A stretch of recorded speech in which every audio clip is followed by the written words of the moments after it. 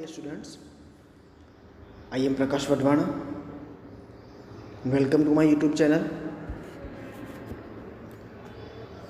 So right now we are studying chapter number 3, exploring advertising, class 7th, English medium, subject English.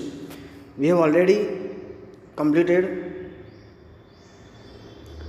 2 videos on this chapter, and still if you haven't watched the videos of this chapter, then go through my YouTube channel.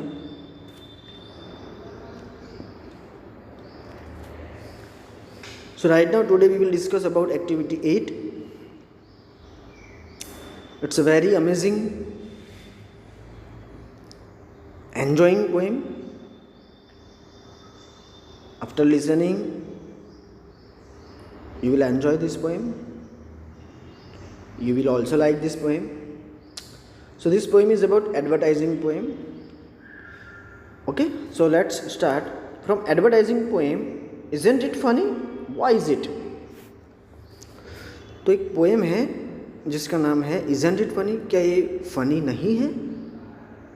Why is it? ऐसा क्यों?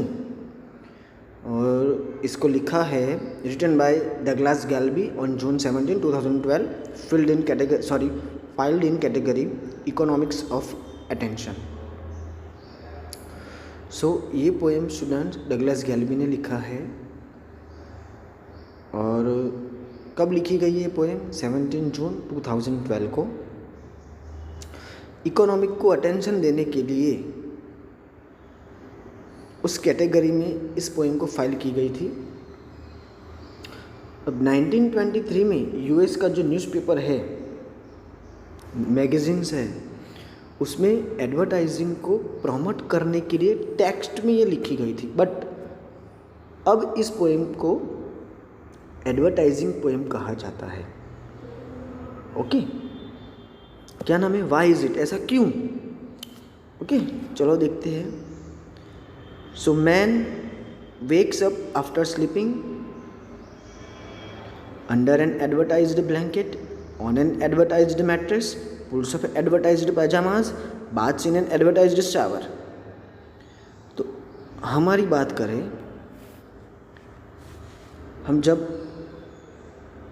Wake up होते हैं, getup होते हैं, और जो bed में हम सोते हैं, उस बेड की जो ब्लैंकेट है वो भी एक एडवर्टाइज्ड ब्लैंकेट है.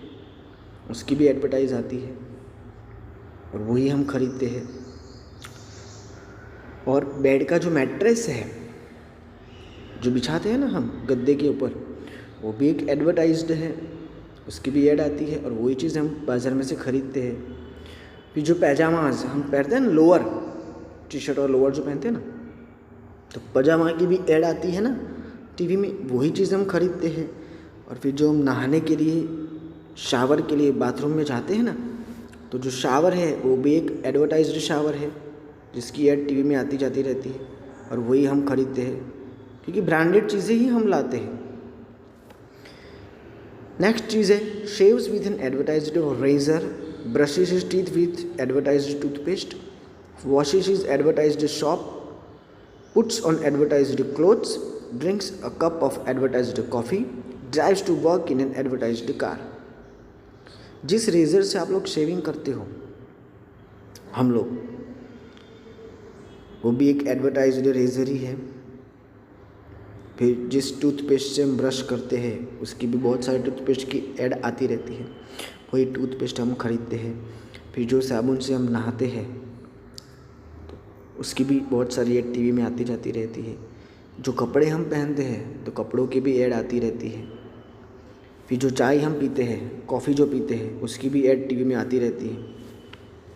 और जो कार लेके, गाड़ी लेके हम लोग ऑफिस में जाते हैं, जॉब पे जाते हैं, उसकी भी ऐड आती जाती रहती है. तो यहाँ पे भी एक आदमी ही है जो सुबह से उठ के जितनी भी चीज़ें का यूज़ करता है ना, उस सब की ऐड आती जाती है और वो एडवर्टाइज्ड चीज़ें ही यूज़ करता है. सब आ गए उसमें, मैं, आप, सब. लेकिन वो क्या कर रहा है? And then refuse to advertise believing it does not pay. उसकी एक कंपनी है, उसकी कंपनी के लिए वो एडवर्टाइज करना मना कर देता है कि मुझे ये सब सारी चीज़ें कुछ अच्छी नहीं लगती है। और मैं ऐसा मानता हूँ कि कुछ चीज़ आधे लोग हैं ना नहीं मानते हैं, जब उनके साथ कुछ होता है ना तब वो मानते हैं। तो यहाँ पे भी वही चीज़ हुई, इतने सारे लोग अपनी अपनी प्रोडक्ट को बाज़ार में बेचने के लिए एडवर्टाइज बनाते हैं, है ना। अमिताभ बच्चन जो है वो नवरत्न तेल की ऐड में आता है, 1 रुपये का नवरत्न तेल बाज़ार में मिलता है। क्यों? अमिताभ बच्चन भी यूज़ करता है तो हम भी यूज़ करें। Shahrukh Khan fair and handsome की ऐड में आता है फेस क्रीम, वो लगाता है तो हम भी लगाएं। लेकिन यहाँ पे जो आदमी है ना, वो अपनी कंपनी का प्रमोशन करने के लिए, पब्लिसिटी करने के लिए, एडवर्टाइजमेंट करने का मना करता है और ऐसा मानता है कि इससे कुछ मिलने वाला नहीं है। बाद में क्या होता है, later when business is poor he advertises it for sale. बाद में उसका जो बिजनेस है ना वो डिक्रीज होने लगा, कम होने लगा। तब उसने क्या किया, एडवर्टाइजमेंट बनाई, उसकी कंपनी का जो भी प्रोडक्ट होगा ना उसको सेल करने के लिए एडवर्टाइजमेंट बनाई, तब जाके सेल हुआ होगा उसका प्रोडक्ट, उसकी कंपनी का प्रोडक्ट। ओके, तो एडवर्टाइजमेंट देना कितना ज़रूरी है, क्योंकि एडवर्टाइजमेंट करोगे तो ही सबको पता चलेगा कि ये नई चीज़ आई है बाज़ार में। ओके, तो वाई इज़ इट, ऐसा क्यों? तो the poem why is it is an advertisement, और ये भी एक क्या है, एडवर्टाइजमेंट ही है। वो भी एडवर्टाइज ही कर रहा है ना कुछ, कोई ना कोई चीज़ की। ओके, है ना बहुत मज़ेदार पोएम। आप भी सोचना, आप जब उठते हो और रात तक जितनी भी चीज़ों का यूज़ करते हो ना स्टूडेंट्स, सारी की सारी चीज़ें एडवर्टाइज्ड है, सबकी ऐड आती रहती है टीवी में और हम वही चीज़ें यूज़ करते हैं। ओके, तो यहाँ पे 3 क्वेश्चन दिए हुए हैं जिसके आंसर आपको डिस्कस करना है पेरेंट्स के साथ, या खुद जानना है। Who paid for or created this advertisement? What is the goal of the advertiser?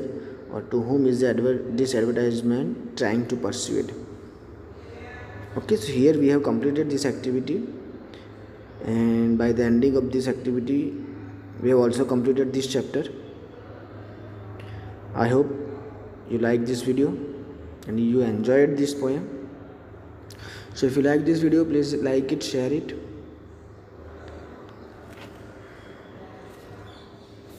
and ask your friends, teachers, relatives to subscribe my YouTube channel. Okay, thank you very much.